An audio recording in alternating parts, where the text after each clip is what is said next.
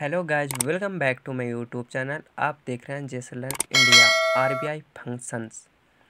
तो गाइज आज हम आरबीआई फंक्शंस के बारे में बात करेंगे, जिसमें से हम भारतीय रिजर्व बैंक के जो कार्य और भूमिका है इसके बारे में हम चर्चा करेंगे।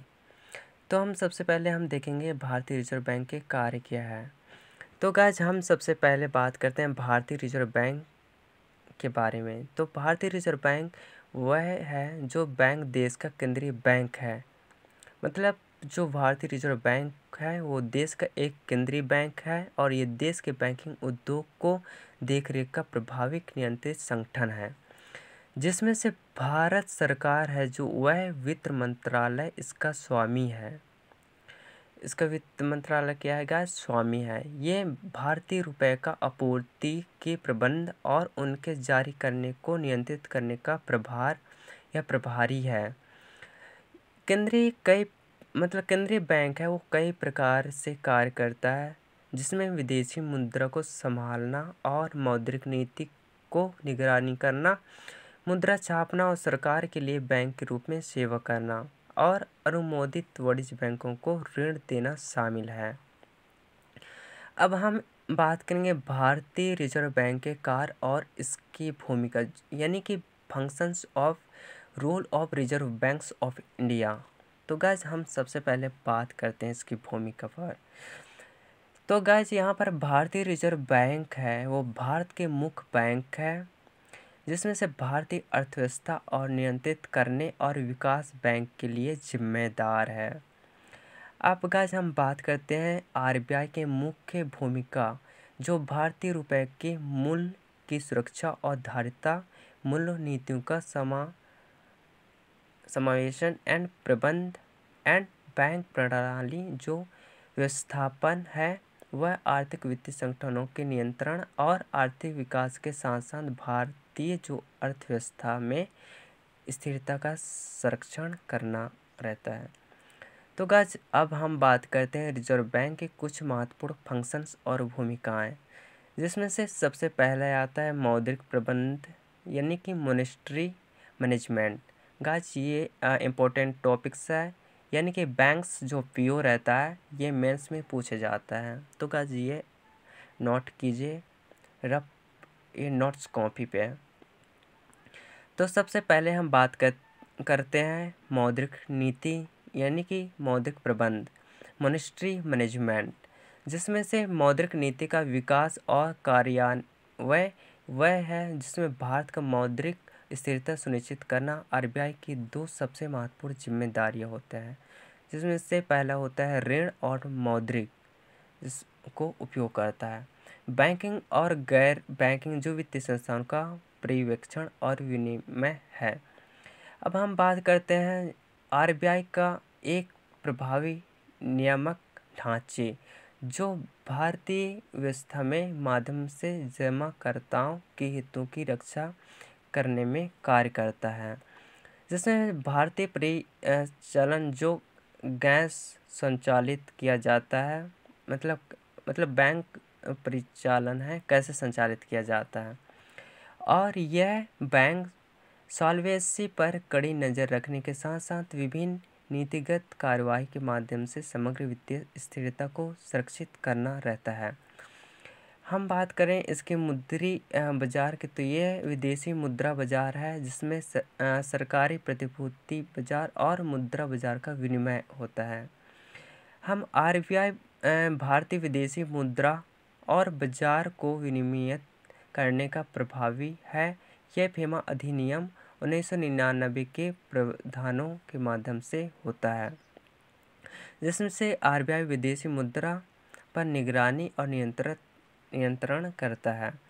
अब बात करते हैं केंद्र और राज्य सरकारों का व्यापार, जो प्रतिभूतियां आरबीआई द्वारा शामिल होती है, और यह 1934 का आरबीआई अधिनियम के तहत यह विनियमित करने का अधिकार देता है। आरबीआई के पास आरबीआई अधिनियम 1934 के तहत ये शर्तों को अल्पकालिक और अत्याधुनिक सरल ऋण प्रतिभूतियों को विनियमित करने का अधिकार देता है। हम बात करें अब विदेशी मुद्रा रिजर्व प्रबंधन, यानी कि फॉरेन एक्सचेंज रिजर्व मैनेजमेंट। तो गाइस इसमें से आरबीआई जो है, ये आरबीआई भारत के विदेशी मुद्रा भंडार को देखभाल और प्रभारी है, जिसमें से यह 1934 के तहत आरबीआई अधिनियम में विदेशी मुद्रा भंडार के प्रशासन में संबंधित कानून प्रावधान शामिल है। आरबीआई अधिनियम 1934 के तहत आरबीआई को इन विदेशी मुद्रा भंडार को नियंत्रित उपकरणों को निवेश करने की अनुमति देता है। अब बात करें केंद्र और राज्य सरकारों की बैंक, जिसमें से बैंकर ऑफ द सेंट्रल यानी कि बैंकर्स जो है वो to the centrals and statement governments यानी कि आरबीआई सरकार के बैंकर्स के रूप में कार्य करते हैं। यह आरबीआई विभिन्न सरकार एजेंसियों की ओर से धन प्राप्त करने और वितरित करने का प्रभारी है। केंद्र और राज्य सरकारों की समेकित जो निधि है वह असीमित निधि और सार्वजनिक खाते सभी का रखरखाव आरबीआई द्वारा किया जाता है। हम इसके बात करें बिंदु की, तो सरकार का ऋणदाता के रूप में आरबीआई संघ और संघीय संरक्षणों में भी ऋण प्रदान करता है। हम सरकार के यह सलाहकार की बात करें, यदि एडवाइजर टू द गवर्नमेंट, तो उसकी बात करें तो आरबीआई जो है उसके अनुरोध किए जाने पर सरकारों को वित्तीय और बैंकिंग संबंधी सलाह प्रदान किया जाता है। अब हम बात करते हैं केंद्र और राज्य सरकारों के ऋण प्रबंध यानी कि centrals and state governments debit management यानी कि ऋण प्रबंध जो है वह राजनीति का प्राथमिकता लक्ष्य उधार लेने की लागत को कम करना और ऋण की परिपक्वता संचालन को सम्मान करना, जिसमें से संघीय संरक्षण और राज्य सरकारों की ओर से आरबीआई देश के ऋण का प्रबंध करता है और यह नए ऋण जारी करता है। बैंकर से बैंक यानी कि बैंकर्स जो है वो बैंकर्स टू बैंक यानी कि अपने एसएलआर और सीआरआर को बनाए रखने के लिए बैंक आरबीआई के साथ चालू खाते खोलते हैं, जिसमें हस्ताक्षर के निपटने की सुविधा प्रदान करता है। आरबीआई के बैंकों को कुछ जरूरत के लिए आपातकालीन ऋण और अल्पकालिक ऋण देता है, जिसमें से हम पहले बात करें मुद्रा जारी करता है यानी कि इशूसर एंड करेंसिया, जिसमें से हम सबसे पहले जानते हैं कि पर्याप्त मात्रा में प्रमाणिक नोट जारी करने और आर्थिक व्यवस्था के रूप में यह प्रवाह बनाए रखने और उद्देश्य में आरबीआई राष्ट्र मुद्रा छपाई और समग्र प्रशासन को प्रभारी करने में होता है। अब हम बात करें इसकी विकासात्मक भूमिका यानी कि डेवलपमेंट्स रोल। आर्थिक विकास में जो आरबीआई की भूमिका है वित्तीय बुनियादी ढांचे के निर्माण के लिए संगठन और स्थापित करना होता है। अर्थव्यवस्था में उत्पादन क्षेत्र में ऋण सुनिश्चित करना और सुलभ वित्तीय प्रणालियों तक पहुंचाना शामिल होता है। आरबीआई जो रिजर्व बैंक है उसकी भूमिका पर कार्य महत्वपूर्ण प्रश्न बनाया गया है, जिसको इस प्रकार से हम आपको समझा रहे हैं। तो गाइस इम्पोर्टेंट जो क्वेश्चन है, important question on roll and functions of reserve banks of India. ठीक है गाइस, तो सबसे पहले हम बात करते हैं पहला आरबीआई जो करेंसी है खालिस्तान करेंसी नोट को छोड़कर सभी करेंसी को नोट छापता है। तो गाइस ये है 1 रुपये का नोट है, उसे करेंसी वो करता है। ठीक है गाइस, इसका आंसर है 1 रुपये। सबसे पहले हम बात करें मौद्रिक नीति में निम्नलिखित में से किस शब्द का प्रयोग नहीं किया जाता है। इसमें क्या चीज़ का नहीं किया जाता है, इसमें किया जाता है विनिमय जो शेयर है वो किया जाता है, रेपो दर भी किया जाता है, नगद आरक्षित अनुपात भी किया जाता है। इसका आंसर है गाइस बी नंबर यानी कि बैंक दर। अब गाइस हम सेकंड बात करें आरबीआई का मुख्य कार्यालय स्थित कहाँ है। तो आरबीआई का मुख्य कार्यालय इस टाइम पे मुंबई में है। सबसे पहले इसका था गाइस कोलकाता में रहा सबसे पहले, अब ये मुंबई में हो गया। ठीक है, इसका जो कार्यालय मुंबई में है। नोट जारी करने का सिद्धांत क्या है। नोट जारी करने का एक ये सिद्धांत है कि एकरूपता, लोच भी सही, सुरक्षा भी, ये ऊपर के सभी, मतलब गाइस ये के लिए क्या है, नोट जारी करने का सिद्धांत क्या है। लोच, सही, सुरक्षा, एकरूपता। अच्छा गाइस इसका आंसर आएगा सी नंबर यानी कि एकरूपता। करेंसी नोट जारी करने के लिए आरबीआई का कौन सा विभाग जिम्मेदार होता है? यदि करेंसी नोट करते तो किसकी जिम्मेदार होता है?